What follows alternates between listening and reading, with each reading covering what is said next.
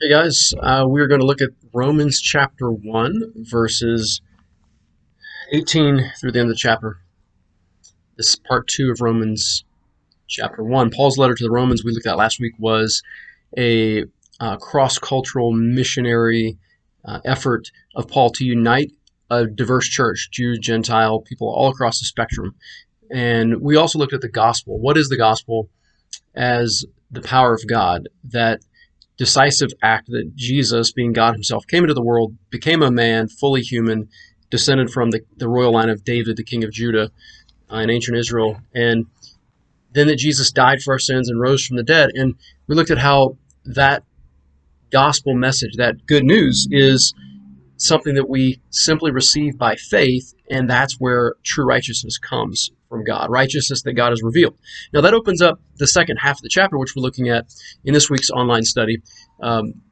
Righteousness revealed. The key word there is revealed, revelation. So the second half of the chapter really begins with this theme of revelation, and it tells us that the wrath of God is being revealed against unrighteousness among us humans.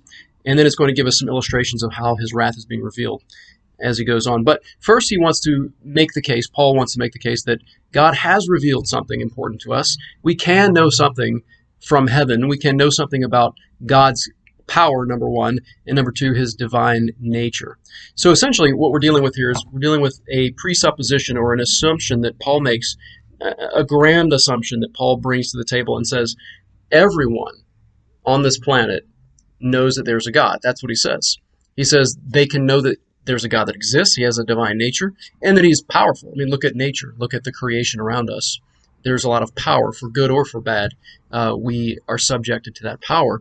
And he says, also, people are very good at not just recognizing the fingerprints of God in the world and seeing the signs that point to him, but they're very good at repressing or suppressing that information, suppressing that revelation, ignoring it, denying it, coming up with alternative explanations for it, alternative facts, the type of thing that we do in our hearts. We're really good at making excuses and justifying that we want to live without God. We want to live our own righteousness. We want to live our own design. We want to make our own God in our own image. And that's what he's dealing with here is God has revealed himself a certain way.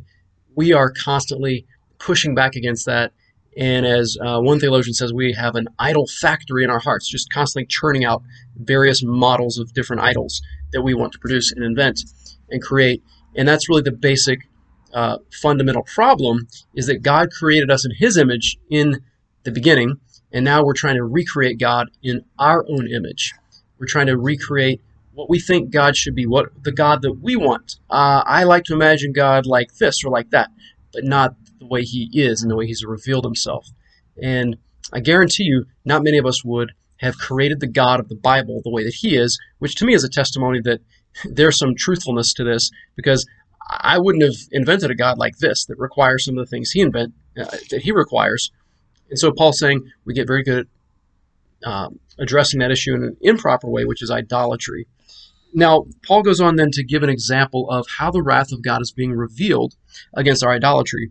And he first starts with the example of making images of different created things like animals and literal idols that people would make in certain religions and worship them. And then he says, making it more personal and more relevant to our modern context in America, he says we also like to worship ourselves. We like to worship our bodies. We like to worship our own view of sexuality.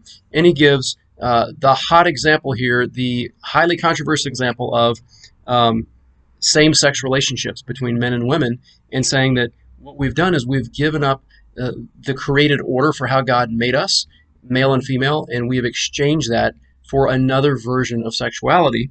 And I know that I'm going to get in trouble just for saying that, and some of you are going to say, oh, turn this video off, or I don't want to join the study this week. But we need to deal with it, and there's actually some very helpful information in context in chapter 2 as we continue to look at that next week. But I'll just steal a little bit from chapter 2 this week and say that when we read a text like this, which really grates against modern ears and against our modern climate, and against people's personal feelings and personal desires, remember what chapter 2 says. We are all in need of examining ourselves, and Paul says if you point the finger to someone else and say, you're worse than me, or you're wrong and I'm right. He says you haven't heard him correctly. You haven't dealt with the law of God correctly, because he says God is the creator of all of us, and we've all turned away from that and created idols, and we've all repressed information and revelation from God and tried to recreate him in our own image. He says at the end of chapter 1, there's a laundry list. There's like a junk drawer full of different sins, uh, moving beyond same-sex attraction and homosexual acts, those things. Paul then digs deeper into things like people who rebel against authority or disobey their parents, or people who are full of envy for what other people have, murderers, people who deceive or are malicious against other people, boastful and haughty and proud, all these different things which really come from the same root, the same uh, weed that's growing in its root form in our hearts, which is pride to think that we can create God in a world that we want, rather than receiving as a gift the world that he's given us and receiving himself as a gift. So I hope and I pray as we study this text that you'll really think critically about these issues, because these are some basic theological and anthropological issues. Who is God? Who are we in his image? And what do we do with that fact? How do we live our lives? I'm looking forward to studying that with you. So I hope that you'll get to read Romans chapter 1, verses 18 through 32, and join us on Thursday on the video Bible study. Peace.